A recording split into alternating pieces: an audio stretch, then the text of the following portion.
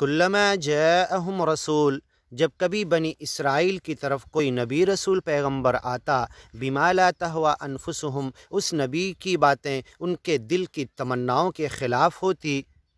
بما لا تہوی انفسہم فریقا کذبوا، ایک گروپ تو جھٹلاتا ان باتوں کو، وفریقا یقتلون، ایک گروپ کھڑے ہو کے ہمت ڈیرنگ اتنی بدبختی کرتا کہ نبی کو قتل کر دیتا، وحسبوا الا تکون فتنہ، اور نبی کو قتل کرنے کے بعد یہ گمان کرتے تھے وہ کہ اب وہ فتنے سے بچ جائیں گے، آزمائش پکڑ سچے مالک کی، اخذ عزیز مقتدر